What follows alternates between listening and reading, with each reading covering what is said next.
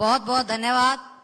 अब मैं सभी से अनुरोध करूंगी कि जिनका हम सबको बेसब्री से इंतजार है और जिनको सुनने के लिए हम सब बेताब हैं, उनका खड़े होकर जोरदार तालियों के साथ स्वागत करें, उद्घोष के साथ।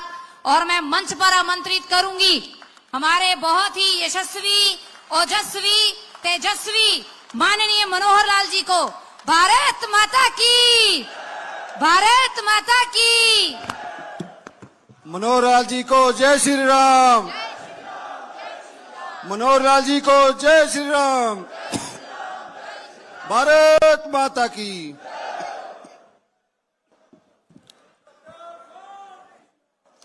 हमने सगड़ा ने मेरी राम राम भाइयों, मोदी जी की भी राम राम। आज की ये एक ऐतिहासिक रैली, इस रैली में इतनी बड़ी संख्या में जनसमूह, और जैसा बताया गया कि हमारी जो विधानसभा अनुसार रैलियां चल रही हैं, उसमें 90 विधानसभाओं में ये आज 88वीं रैली है। 2 रैलियां अभी आज बाकी और बची हैं। शाम तक सब 90 के 90 कंप्लीट हो जाएंगी। सिरसा लोकसभा की ये आखिरी रैली समापन की रैली है।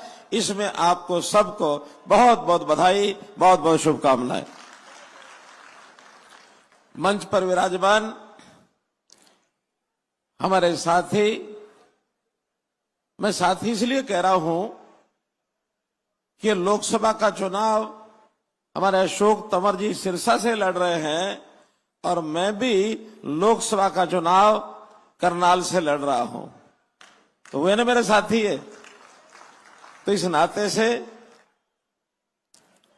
श्री अशोक तंवर जी, जो पहले भी सांसद रह चुके हैं और वर्तमान में अपने प्रत्याशी हैं, साथ बैठी हैं हमारी वर्तमान सांसद, जिन्होंने लगातार 5 साल इस इलाके की सेवा की है, बहन सुनीता दुग्गल जी। पार्टी की हमारी जिलाध्यक्षा बहन निताशा सिहाग जी अभी अभी जिलाध्यक्ष बनी हैं। मुझे लगता था पता नहीं बड़े बड़े कार्यक्रम को कैसे ऑर्गेनाइज कर पाएंगी, लेकिन हमारे यहाँ के संयोजक जिन्होंने इस रैली का आयोजन किया है, ऐसे भाई मीनू बेनीवाल जी, इन्होंने, और निताशा सिहाग जी हमारी जिला अध्यक्षा है, तालमेल बैठा करके कितनी बड़ी एक सुंदर रैली की है। मैं इनका, हमारे बीच में सिरसा से हमारे विधायक भाई गोपाल कांडा जी भी उपस्थित हैं। भाई गोविंद कांडा जो रानिया से पहले प्रत्याशी रहे हैं, नहीं यहां अपने अल्लाबाद से भी रहे हैं, तो इस नाते से पूर्व विधायक रानिया श्री रामचंद्र कंबोज जी,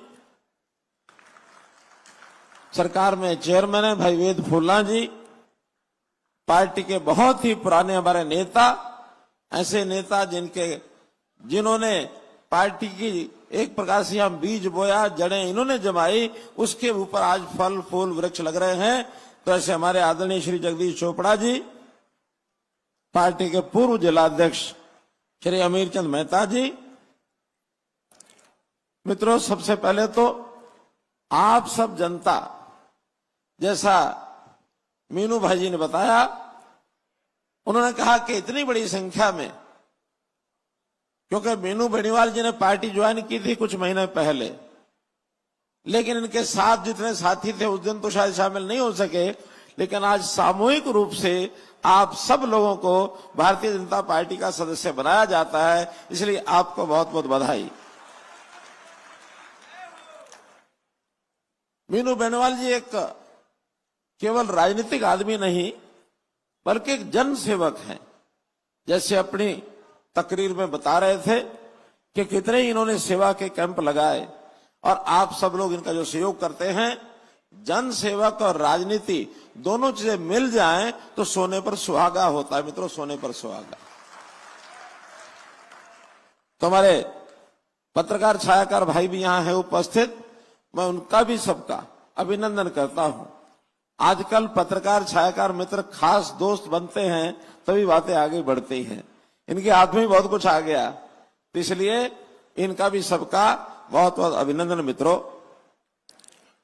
मित्रों वैसे तो मैं पहले भी बहुत बार आया हूं, खास करके अभी जब बाय इलेक्शन था तब भी आया था।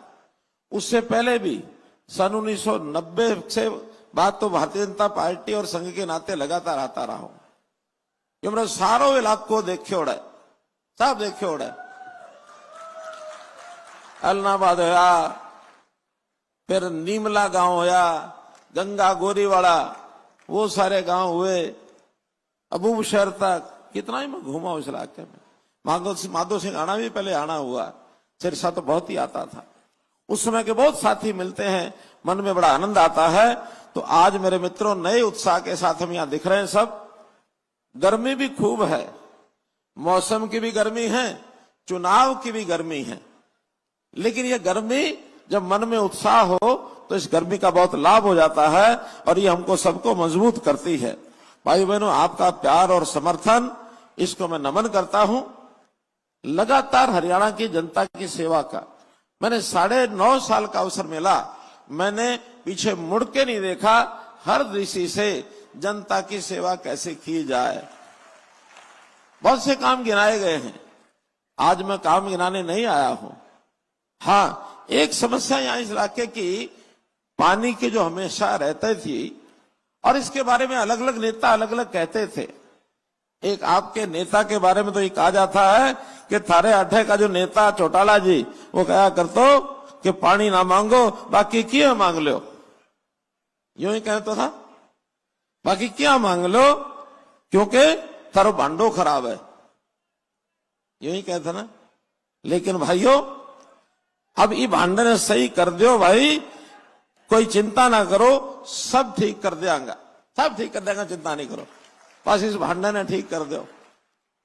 इतना ही निवेदन कि आप लोग, क्योंकि हमने यहां चाहे हमारा विधायक नहीं भी था, हमारी सांसद पिछले समय से काम करती रही, बार बार वो कहती भी थी, तो इस इलाके के लिए माइनर हुए, नालियां जो भी खाड़ हुए, उनके लिए कुछ मांग तो आज भी उठती है कि गग्गर का जो नाले, गग्गर का जो नदी है उसके आगे के नाले जो ओट्टू हेड से आगे के, उनकी सफाई करवा दो। भाइयों, इन सब बातों के लिए भाई बैठ जाओ जरा, हमारे इसके बीच में बाधा ना बढ़ो। तो इस नाते से हमने 13 करोड़ रुपया इस काम के लिए सैंक्शन कर रखा है और वो सारे काम आपके होने वाले हैं, कोई कहीं दिक्कत नहीं आएगी। शेरावाली माइनर के लिए भी हमने पैसा भेजा है, शेरावाली माइनर का काम भी ठीक होगा। बहुत से गग्गर का जोड़ी हुई चीजें, उनको सबको हम ठीक कराएंगे। भाइयों बहनों, आपने आशीर्वाद दिया 9.5 साल का, हमने काम किए, लेकिन फिर भी मैं ये समझता हूं जितना आपने प्यार दिया है, हम तो शायद उसका ब्याज भी नहीं लौटा पाए, उसका मूलधन तो भी बाकी है जो हमने लौटाना है आपको। हमने बहुत काम करने हैं और किसी भी काम के लिए जितना हमें समय मिला, और इससे पहले जो बिगड़ी हुई सारी स्थिति, हर प्रकार की स्थितियां बिगड़ी हुई थी, करप्शन की यहां स्थिति थी, कोई व्यवस्था प्रशासन की मिलती नहीं थी, लोग धक्के खाते थे। यहां का आदमी चंडीगढ़ पहुंचने में 350 किलोमीटर दूर जाकर के 4-4 दिन 6-6 दिन एक कागची लेके वहां बैठा रहता था। वहां मंत्रियों के घर पर, मुख्यमंत्री के घर पर, विधायकों के घर पर भीड़ रहती थी। हमने आने के बाद सब व्यवस्थाएं सुधार दी कि नहीं, एलनाबाद के गांव का कोई आदमी अपनी बात हमको पहुंचाना चाहता है तो सिर्फ सीएम विंडो पर चले जाओ, अपना पर्चा जाके दे दो, आपकी बात तुरंत हमें चंडीगढ़ में पता लग जाएगी, तुरंत पता लग जाएगी। और लाखों एप्लीकेशन आई हमारे पास, उन सबका समाधान किया है। आपको एजेंट को पकड़ करके, मैं एजेंटों को कहता हूं दौड़ कपड़ी है, दौड़ कपड़ी है, पकड़ पड़ के मांड लगा के आज जो घूमते थे बाजारों में, गलियों में, गांव में कि थारो काम मैं करा के लाऊंगा, वो गाड़ी लेके जाता, हमें साथ लेके जाता, किराया देता, किराए के साथ तेल डलवाता, वहां जाके होटल करने का खर्चा हमें देना पड़ता, वहां खाने के लिए भी खर्चा देना पड़ता और साथ में पीने के लिए भी देना पड़ता, वो भी देना पड़ता था। कई कई दिन पड़ा रहता। फिर कोई गलती से काम हो भी जाए तो वापस घर पहुंचते तो पहुंचते पहुंचते पीछे से उस काम को कोई उल्टा करवा देता। हमारा नौकरी यानी ट्रांसफर हुआ, घर पहुंचे पीछे से ट्रांसफर कैंसिल हो गया। हमने कहा ये सब धंधे बंद करो। हम किसी को जाने न जाने, अगर आदमी की उसके अंदर कोई योग्यता है या आदमी की तकलीफ है, उसका ट्रांसफर करना है, ऑनलाइन ट्रांसफर कर दो भाई। सीनियर आदमी सबसे पहले अपना हक पाएगा। जो नया आदमी है वो थोड़ा पीछे 2-4 साल 5 साल बाद थोड़ा दूर रह लेगा, फिर नजदीक आएगा।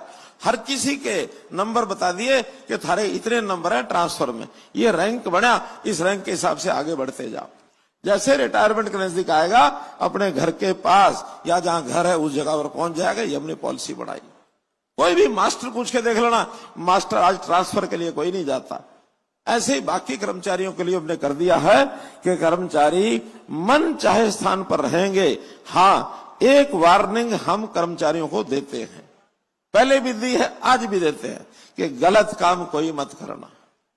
गलत काम करोगे फिर उसके खिलाफ सख्त कार्रवाई भी होगी, क्योंकि कर्मचारी जनता की सेवा के लिए हैं। अगर सेवा करने के बजाय आपने अपना हाथ किसी की जेब में गोज में डाल दिया, किसी के खीसे में डाल दिया, पैसे निकाल लिए, तो भाई थारे अंदर से भी उंगली पकड़ के निकाल लेंगे, उंगली पकड़ के निकाल लेंगे।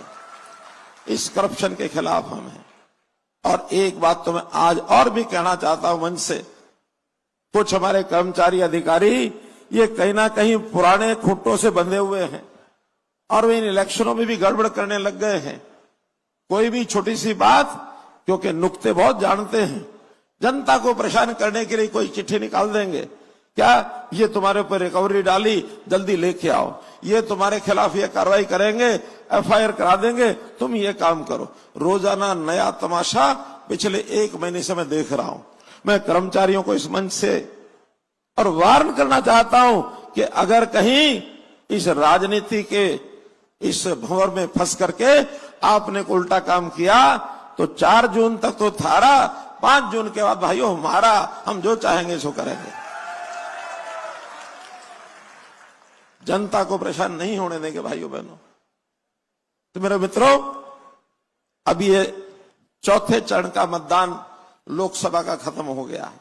7 चरण यानी आधा से ज्यादा हो गया है। और आधे से ज्यादा होने के बाद अब एकदम चित्र स्पष्ट हो गया है। चाहे हमारे जो राजनीतिक पंडित हैं वो बता रहे हैं, मीडिया के लोग बता रहे हैं, सर्वे के लोग बता रहे हैं कि कांग्रेस कहीं मैदान में नहीं है, कहीं मैदान में नहीं। भारतीय जनता पार्टी का जीतना तो सुनिश्चित, सरकार बनाना तो सुनिश्चित हो ही गया है। लेकिन अब अगली बारी ये जो लाइसेंस रिन्यू करना है, मोदी जी भी आखिर सरकार चलाते हैं, हम भी चलाते हैं रहे हैं, तो हर 5 साल के बाद अपना लाइसेंस रिन्यू कराने के लिए जनता के पास आना पड़ता है। आना पड़ता है ना। तो जनता किसका लाइसेंस रिन्यू करेगी या दूसरा किसी को लाइसेंस देगी, ये भाइयों बहनों आपके हाथ में है। और जब मैं कहता हूं कि भारतीय जनता पार्टी की सरकार बननी सुनिश्चित तो है, लेकिन अब इस रिन्यूअल को, ये जो रिन्यू करना है हमारा, नवीनीकरण करना लाइसेंस, अब हमने गोल्डन अक्षरों में, स्वर्णिम अक्षरों में इसको करना है। और स्वर्णिम अक्षरों का मतलब यह है कि इस बार सीटें केवल 272 या 303 ऐसा नहीं, क्योंकि पिछली बार हमारी 303 थी भारतीय जनता पार्टी की। इस बार मोदी जी ने कहा कि भारतीय जनता पार्टी की सीटें आनी चाहिए 370 और बाकी एनडीए के लोगों की भी 30 से ज्यादा आकर कुल मिलाकर के इस बार ये 400 पार की बात हमने कही है। और ये तभी है जब एक एक सीट पर हम चिंता करेंगे। अगर करनाल के लोग करनाल की चिंता कर रहे हैं तो सिरसा के लोगों को सिरसा की चिंता करनी पड़ेगी। और देखिए, चुनाव होता है। भले मैं कह रहा हूं कि ठीक है 3-4 चरण में हम आगे हैं, लेकिन आखिर तक चुनावी घोड़ा वही है जो पोलिंग मतदान तक अलर्ट रह करके हर एक का वोट डलवाए और भारतीय जनता पार्टी के पक्ष में डलवाए। मित्रों, पिछले दिनों का ये जो उत्साहजनक समाचार मैं आपको बता रहा हूं, हर जगह कांग्रेस बौखलाई हुई है। 2 कारण है कांग्रेस के बौखलाने के। एक कारण हार का डर, और उसमें कोई कुछ कर नहीं सकता, हारना तो तय है ही है। दूसरा कारण 10 साल में जो मोदी जी ने काम कर दिए वो कांग्रेस पिछले 55-60 साल उन्होंने राज किया नहीं कर सके, बल्कि उन्होंने तो काम उलझाए हैं। अगर देखा जाए तो संविधान में 370 लगाई तो किसने लगाई? किसने लगाई? किसने लगाई? कांग्रेस ने। और कांग्रेस में भी नेहरू जी के कारण से ये पाप हुआ। ये पाप नेहरू जी ने किया। सरदार पटेल नहीं चाहते थे, लेकिन नेहरू जी ने कहा कि नहीं नहीं, जम्मू कश्मीर को एक स्पेशल स्टेटस दे दो कि देश का कानून तभी लागू होगा जब जम्मू कश्मीर के लोग चाहेंगे हमारे ऊपर लागू करो। क्या कभी बाप से बेटा बड़ा हो सकता है क्या? हो सकता है क्या? लेकिन यहां वो कर गए कि केंद्र सरकार की बड़ी ताकत होती है, उसके ऊपर जम्मू कश्मीर को बैठा दिया। नहीं हो सकता था। हमने कहा इसको खत्म करना चाहिए, कांग्रेस डराती रही 370 खत्म करोगे तो फिर खून की नदियां बह जाएंगी, खून की नदियां बहेंगी और संघर्ष होगा। क्या किसी व्यक्ति को एक खरोंच भी आई क्या? एक खरोंच भी आई क्या? नहीं आई। और ऐसे ही 370 के बाद राम जन्मभूमि का विषय 500 साल से उलझा के रखा हुआ था। मोदी जी ने अपने वकीलों के साथ बात करके सुप्रीम कोर्ट में अच्छी दलीलें दे करके सुप्रीम कोर्ट का फैसला आया कि अब ये जो स्थान है ये राम जी का जन्म स्थान है, या मंदिर बनना चाहिए। इसका डर भी वही दिखाते थे कि अगर कहीं मंदिर बन गया तो यहां भी खून की नदियां बहेंगी। भाई राम मंदिर का प्राण प्रतिष्ठा भी हो गया है, क्या आई किसी का खरोच? नहीं आई। ये मोदी जी का काम करने का तरीका। मोदी जी कभी भी हड़बड़ी में काम नहीं करते। हाँ, मोदी जी जो मुंह से कह देते हैं वो पक्का डिसीजन होता है, निर्णय होता है, पीछे मुड़ के भी नहीं देखते हैं। वो कहते हैं जो करूंगा देश के हित में करूंगा। वो अपने परिवार के लिए, अपने लिए, बच्चों के लिए, किसी के लिए काम नहीं करते। वो करते हैं देश के लिए करते हैं। उन्होंने परिवार माना तो देश को माना है। ये कांग्रेस के लोग बड़ी उनके साथ मजाक में या कहो चिढ़ाने के लिए कहो या किसी प्रकार से आलोचना करने के लिए, क्या तुम्हारा तो परिवार नहीं है मनोहर लाल, तुम्हारा तो परिवार नहीं है। हमने भी कुछ महीने चुप करके सुना और बाद में मैंने जवाब दिया। मैंने कहा देखिए, हरियाणा के 2,82,09,695 लोग ये मेरे परिवार के सदस्य हैं। भाइयों बहनों, ये मेरे परिवार के सदस्य हैं। मुझे चिंता है तो इनकी है। इसलिए भाइयों बहनों, मोदी जी ने जितने काम किए हैं उस काम में जब ये सुनते हैं तो परेशान हो जाते हैं। जब इनसे बात की जाए गरीबों के घर की, परेशान हो जाते हैं। नल हो, चाय हो, गैस हो, बिजली हो या घरों में शौचालयों की बात हो, ये परेशान हो जाते हैं। बेटी बचाओ बेटी पढ़ाओ की बात करो, स्वच्छता अभियान की बात करो तो ये परेशान हो जाते हैं मित्रों। और अब और कुछ नहीं बचा तो अगर इनको राम राम कह दो तब भी परेशान हो जाते हैं। इनको राम राम कह दो तब भी परेशान हो जाते हैं, क्योंकि इनका मानस जिस प्रकार से खराब हुआ, और खराब भी क्यों ना हो, क्योंकि कहने लायक कुछ है नहीं उनके पास। और जब जनता मुकाबला करती है, जनता पूछती है कि भाई ठीक है, इधर तो मोदी जी हैं देश के प्रधानमंत्री, और भाई तुम जीत भी जाओ, पहले तो बात कोई है नहीं सवाल जीतने का, लेकिन अगर कल्पना करके जीत जाओ तो बताओ तो सही तुम्हारा कौन है? फिर कभी लालू का नाम आएगा, कभी भालू का आएगा, कभी राहुल का आएगा, कभी चन्नू का आएगा, कभी मुन्नू का आएगा, पप्पू का आएगा, ये नाम आएंगे। कौन है तुम्हारा दूल्हा? बताओ तो सही, देश पर राज कौन करेगा? डरते हैं किसका नाम ले, क्योंकि एक नाम लिया नहीं तो दिल के टुकड़े हुए हजार, कोई यहां गिरा टूट जाएंगे। इनके यहां कुर्सी को कायम रखने का भी साहस नहीं होता, तौर तरीका नहीं होता। इनके यहां कोई मनोहर लाल नहीं है कि 11 तारीख को बैठ के मंत्रिमंडल की बैठक बुलाएंगे और 12 मार्च को उठा के इस्तीफा दे देंगे, दोपहर को मंत्रिमंडल बुलाएंगे और अपने हाथ से नए मुख्यमंत्री का चयन करेंगे, उसकी शपथ करा देंगे 13 तारीख को, और सदन में विश्वास मत प्राप्त करके और मनोहर लाल खुद अपनी सीट से इस्तीफा देके नायब सिंह सैनी आके चुनाव लड़ो। इनके यहां नहीं है ऐसा। भाई बहनों, दम चाहिए और उसमें जज्बात भी चाहिए, उसमें भला क्या है, बुरा क्या है, देश का नुकसान क्या है, ना लाभ क्या है, ये सारी बातें सोचते हैं। तो इन लोगों ने जो खिलवाड़ किए हैं, जो गलतफहमियां पैदा की हैं, अभी और कुछ नहीं तो एक ही बात ध्यान में इनको आई कि ये कहना शुरू कर दो कि भाई सरकार तो 272 में बन जाती है, कांग्रेस 400, भारतीय जनता पार्टी 400 की बात क्यों करती है। अब इसका क्या सवाल जवाब है। हम चाहते हैं पहले 303 थी, इस बार 400 पर आएंगे या 370 पर आएंगे तो देश में मजबूत सरकार बने। जितनी ज्यादा मजबूत सरकार होगी दुनिया में उतना सम्मान भारतवर्ष का बढ़ेगा, भारत के साथ उनका संबंध बढ़ेगा, भारत की बात मानेंगे। हालांकि आज भी दुनिया में कहीं भी कुछ हो जाए, बड़े से बड़े देश के राष्ट्रपति मोदी जी को फोन करते हैं कि मोदी जी संकट है, बताओ क्या करें। यूक्रेन की रूसिया की लड़ाई हो गई, उस लड़ाई के अंदर मोदी जी ने दोनों राष्ट्राध्यक्षों को फोन किया कि आप लोगों को 24 घंटे युद्ध विराम करना होगा। उनका करना होगा, हमारी मर्जी करे ना करे, नहीं करना होगा। मोदी जी ने कहा करना होगा। क्यों करना होगा कि हमारे 22,000 बच्चे यूक्रेन में फंसे हुए हैं, हम जब तक वो नहीं निकाल लगे तब तक आप युद्ध नहीं करेंगे। उनको मानना पड़ा, उनको मानना पड़ा।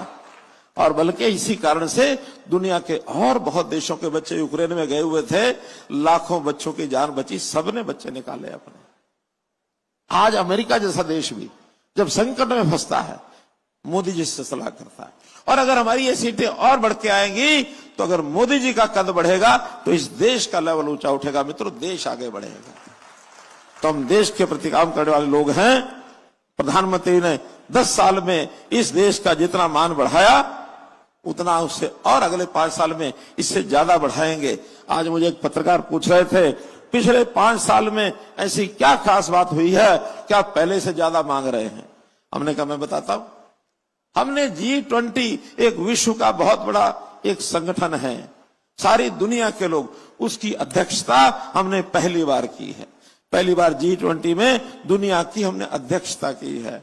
हमने अपने देश की अर्थव्यवस्था जो कभी नीचे से ढूंढने से मिलती थी, आज ऊपर के 5 देशों में भारत की अर्थव्यवस्था मिलती है। ऊपर के 5 देशों में आज इस देश की एकता, अखंडता 370 खत्म की तो इन 5 साल में की, 3 तलाक खत्म किया तो इन 5 साल में किया, राम जन्मभूमि पर मंदिर बनाया तो इन 5 साल में बनाया।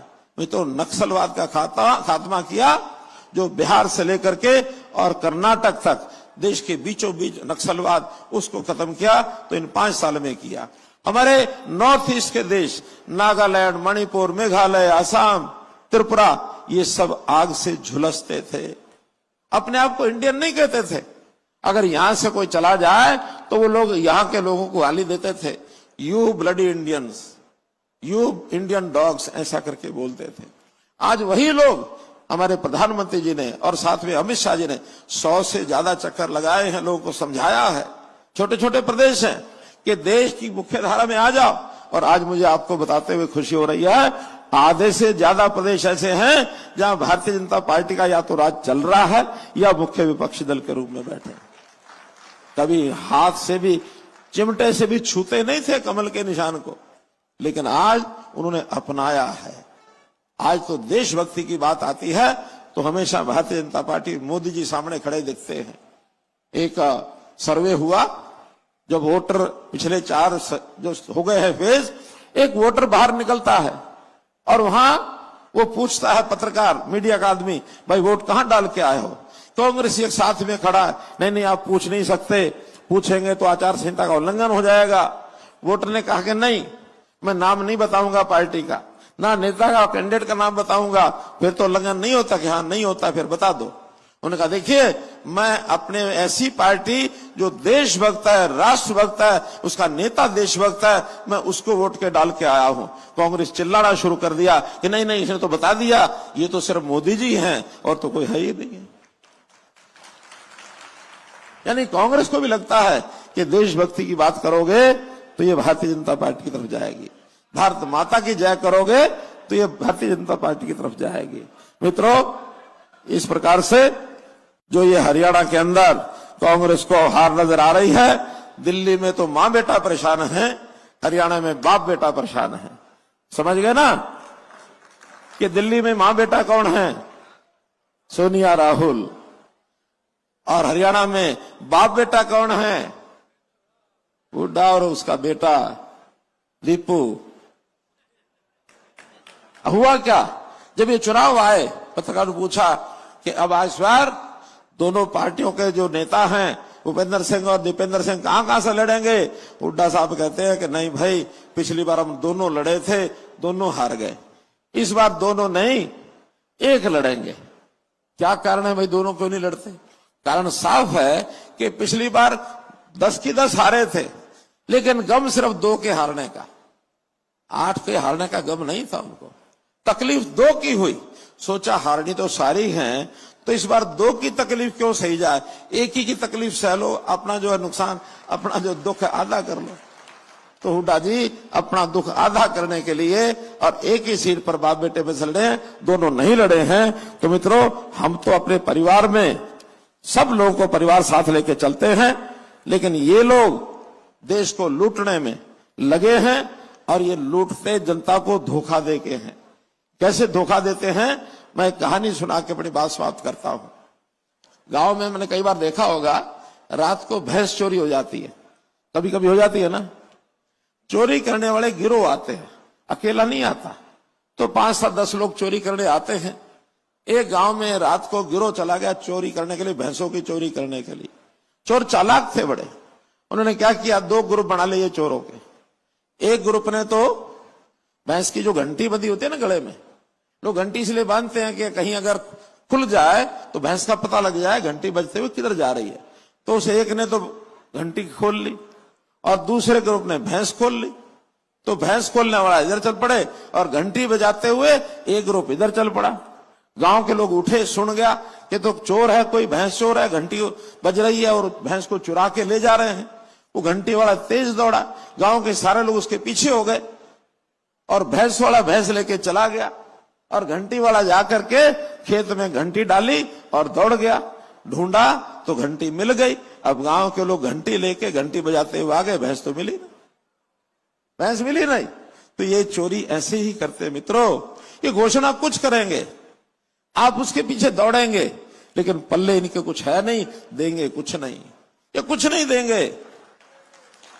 ये तो ठगने का एक रास्ता, हम ये आएंगे तो हम ये मुफ्त दे देंगे, हम वो मुफ्त दे देंगे। मोदी जी कहते हैं हम हर महिला को, गरीब है, गरीब परिवार है, बेरोजगार नौजवान है, उसको काम करना सिखाएंगे, महिलाओं को लखपति दीदी बढ़ाएंगे, हम उनको पायलट, अभी आप पायलट उड़ रहे हैं, पायलट ड्रोन, ये ड्रोन उड़ रहा है लाल हरा, ऊपर देख रहे हो ना, ये ड्रोन, हम महिलाओं को ड्रोन देंगे लेके और ये मुफ्त उपलब्ध कराएंगे, ताकि हमारी बहनें, हमारी माताएं, थोड़ा सा सीखना होता है, बच्चे भी सीख लेते हैं इसको कैसे घुमाना उड़ाना है। बड़े बड़े ड्रोन आ गए हैं, उन ड्रोन के माध्यम से अब खेतों में दवाई का भी छिड़काव होता है, उसमें खाद नैनो यूरिया का भी छिड़काव होता है, फोटोग्राफी होती है, ट्रैफिक पुलिस वाले काम में लेते हैं, हमारे कई डिपार्टमेंट अब ड्रोन से सर्वे कराते हैं। तो ये ड्रोन के माध्यम से हमारी बहनों को, हमारे नौजवानों को कमाई हो और लाख रुपया साल का कम से कम उनकी कमाई जरूर हो जाए, ये लखपति दीदी का आह्वान किया है मोदी जी ने। और वो हमारे भाई क्या कहते हैं, हम इनके खातों में लाख रुपया जमा कराएंगे। भाई पढ़े लिखे तो है नहीं, मैं हिसाब लगाता हूं कि अगर लाख रुपया ऐसे गरीब और बेरोजगार नौजवानों के खातों में डलवाएंगे तो जितना पैसा डलवाना पड़ेगा, जितना साल भर का बजट है, सारे का सारा खत्म हो जाएगा उसमें। इस योजना को कभी लागू कर ही नहीं सकते, कभी नहीं लागू कर सकते। लेकिन क्योंकि लालच देना है, झूठ बोलना है, झूठ की फैक्ट्री लगा रखी है। एक कहावत है ना, न 9 मन तेल होगा और ना नाचेगी। इन्होंने राज तो करना नहीं है, झूठे पास से फेंक दो, लोगों को बरगला दो। तो ये लोगों को बरगाड़े का काम ये कर रहे हैं। हम लोगों ने इस हादसे में नहीं आना है, आएंगे कुछ भी बोलेंगे। और ये हमारी उस साइड वाली जो बहन है जो चुनाव लड़ रही है, वो इस प्रकार के झूठ बोलने में बहुत माहिर है, बहुत माहिर है, उससे सावधान रहना। हमने उनको भुगत रखा है, आप सबने भुगत रखा है। तो मित्रों, मैं तो यही कहूंगा कि अब आपने आने वाले 25 मई को जो काम करना है, अब उसमें जिताएंगे आप तो उस समय निश्चित रूप से सारे देश में एक लहर चलेगी, खुशी की लहर चलेगी। और मैं आपको वादा करता हूं, आज तो मैं भाषण देने के लिए आया हूं और कुछ नहीं दे सकता। आज तो मांगने के लिए आया हूं। क्या मांगने के लिए आया हूं? वोट मांगने के लिए आया हूं। अगली बार आऊंगा तो आपको बधाई भी देने आऊंगा, आपको और भी जो आपने आज मांगा उसको देने आऊंगा, और आपसे लड्डू खाने भी आऊंगा। खिलाओगे ना? तो जीत के लड्डू भी आपने खिलाने हैं। 25 मई संकल्प लो, 25 मई कांग्रेस गई। 25 मई और 4 जून आई जनता को भाजपा भाई। 4 जून आई जनता को भाजपा भाई। ये एक ऐसा रिकॉर्ड बना दो, इतने वोट डाल दो मित्रों कि आगे 4 जून पर मशीनें भी घबरा जाएं कि कमल का फूल, कमल का फूल, कमल का फूल। भाइयों, थारे पाछे भी खूब करो है काम, आगे भी करूंगा काम। सगड़ा न मेरी राम राम। बोलो जय श्री राम, जय श्री राम। बहुत बहुत धन्यवाद।